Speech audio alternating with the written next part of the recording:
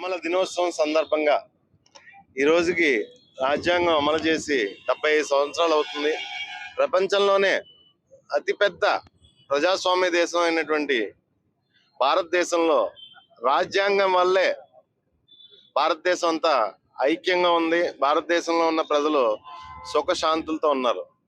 అదేవిధంగా ఈ రాష్ట్రంలో గత 6 నెలలు బట్టి జరుగుతున్న పరిణామాలు చూస్తుంటే రాజ్యాంగాన్ని అపహాస్యం చేసేలాగా, అంబేద్కర్ గారు తెచ్చిన చట్టాలు అపహాస్యం చేసే విధంగా, వారి మనుషులు కాని వాళ్ళ మీద, ప్రజాస్వామ్యంలో ఏ మనిషి అన్నా ఒకటే, కానీ వారి మనుషులు కాని వాళ్ళ మీద, వారికి ప్రత్యర్థి వర్గం మీద అణిచివేత ధోరణి ఈ రాష్ట్రంలో చాలా నిరంకుశంగా జరుగుతుంది.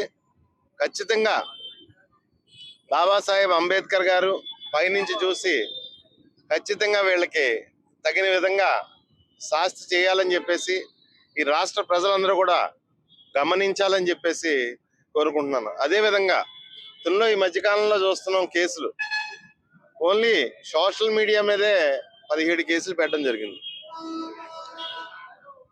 నేను పోలీసుని క్వశ్చన్ చేశాను, ఏంటిది కనీసం యాక్టివ్గా లేని వాళ్ళ మీద కూడా కేసులు పెడతారంటే 2 సంవత్సరాల ముందు ఒక లైక్ కొట్టేటట్టు ఇప్పుడు, అందుకని కేసు పెట్టారట.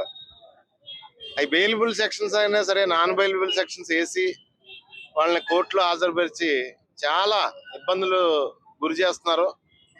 సోషల్ మీడియాలో ప్రత్యేకంగా ఒక పార్టీని టార్గెట్ చేసి చాలా ఇబ్బందులకు గురి చేస్తున్నారు. నేను గమనించింది ఏంటంటే గత 10 సంవత్సరాల క్రితం నుంచి సోషల్ మీడియాలో వైఎస్ఆర్ కాంగ్రెస్ పార్టీ వాళ్ళు ఏదన్నా అత్యుత్సాహంతో పోస్ట్ పెడితే అది 1% మాత్రమే. జనసేన టీడీపీ వాళ్ళు 99% అసభ్య పదజాలం కానీ అత్యుత్సాహంతో కానీ పోస్టులు పెడతారు.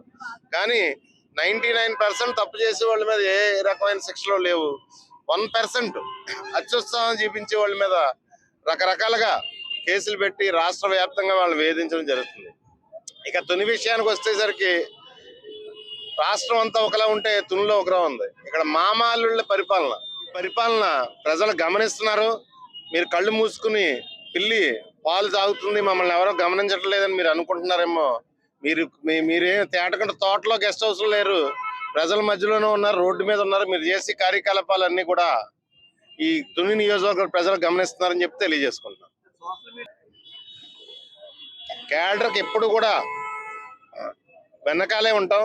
ఖచ్చితంగా ఏ కేసు వచ్చినా సోషల్ మీడియానే కేసు కాదు, అక్రమ కేసులు ఏదన్నా సరే ఎదుర్కొంటాం. ఖచ్చితంగా క్యాడర్కి అండగా నిలబడతాం తెలియజేసుకుంటాం. అదేవిధంగా పోలీస్ వ్యవస్థ గురించి మాట్లాడుతున్నాను. మీరు పసుపు చొక్కాలు వేసుకుని, యూనిఫామ్ వేసి పసుపు చొక్కాలు వేసుకుని ఉద్యోగాలు చెయ్యొద్దని చెప్పేసి తెలియజేసుకుంటున్నాను. నేను పసుపు చొక్కాలు వేసి ఉద్యోగాలు చేస్తే మేము ఎప్పుడు అపోజిషన్లో ఉన్నాం, మీరు ఎప్పుడు ఉద్యోగాల్లోనూ ఉండరు. రిటైర్ అయ్యే పరిస్థితులు వస్తాయి, చాలా వస్తాయి. మేము ఎప్పుడు అపోజిషన్లోనే ఉన్నాం. తస్మాత్ జాగ్రత్త.